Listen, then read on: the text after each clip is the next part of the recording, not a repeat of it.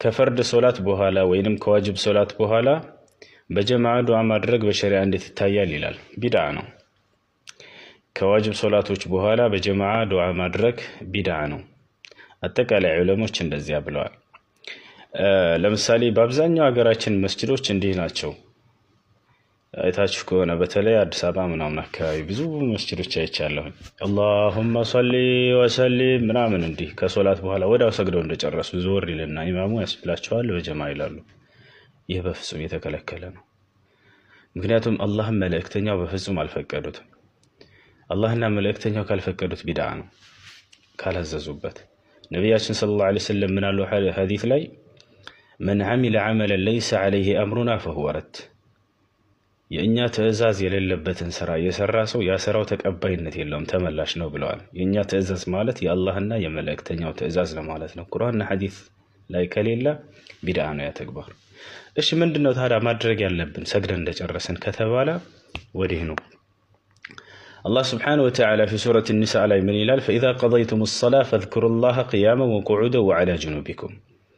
ሶላትን ሰግዳችሁ በጨረሳችሁ ጊዜ ቆማችሁም ሆነ ቁጭ ብላችሁም ሆነ ጋደም ብላችሁ ዚክር አድርጉ ነው የተባለው። ዚክር አደራረጉን ነቢያችን ሰለላሁ ዐለይሂ ወሰለም ሐዲስ ላይ አስተምረውናል። እንዴት ነው? ካነ ነቢይ ሰለላሁ ዐለይሂ ወሰለም ኢዛ ሰለም የስተግፊሩ ሰላተን። ነቢ ሰለላሁ ዐለይሂ ወሰለም ሰግደው ሲጨርሱ ልክ እንዳሰላመቱ 3 ጊዜ አስተግፊሩላህ አስተግፊሩላህ አስተግፊሩላህ ይላሉ። ብቻቸውን ነው በጀማዓ ሲሉ የነበሩት? ብቻቸውን። ሁሉም የየራሱን ሰሃቦች ነበር በየራሳቸው ነበር የሚሉት፣ እንዲህ በጀማዓ ይሉም ነበር። ስለዚህ እኛም ልክ እነርሱ ባደረጉበት መልኩ ብቻ ነው ማድረግ ያለብን። 3 ጊዜ አስተግፊሩላህ አስተግፊሩላህ አስተግፊሩላህ ይላሉ። ከዚያስ አላሁመ አንተ ሰላም ወሚንከ ሰላም ተባረክተ ያ ዘል ጀላሊ ወል ኢክራም ይላሉ። ከዚያ በኋላ ቀጣዩን ትላላችሁ። ከዚያ ቀጥለው ሐዲስ ላይ ምን ብለዋል? 33 ጊዜ ሱብሃንአላህ ያለ፣ 33 ጊዜ አልሐምዱሊላህ አለ፣ 33 ጊዜ አላሁ አክበር ያለ፣ ከዚያም መጨረሻ ላይ ላኢላሃ ኢለላህ ወህደሁ ላ ሸሪከ ለህ ለሁል ሙልኩ ወለሁል ሐምዱ ወሁወ ዐላ ኩሊ ሸይኢን ቀዲር ያለ ሰው አሉ ጉፊረት ለሁ ኸጣያሁ አሉ፣ አጠቃላይ ኃጢአቱ ሁሉ ይማርለታል እነዚህን ያለ አሉ።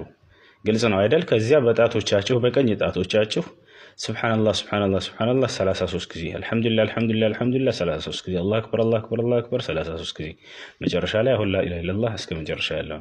ይሄን ካላችሁ ኃጢአታችሁ ሁሉ ይማራል ብለዋል። ከዚያ አየቱል ኩርሲይን አላሁመ ላ ማኒዐ ሊማ አዕጠይተ ወላ ሙዕጢየ ሊማ መነዕተ ወላ የንፈዑ ዘል ጀድ ሚንከል ጀድ ሁሉንም አዝካሮች ትላለህ። ይህ ነው ሊሆን የሚገባው። አሰላሙ አለይኩም።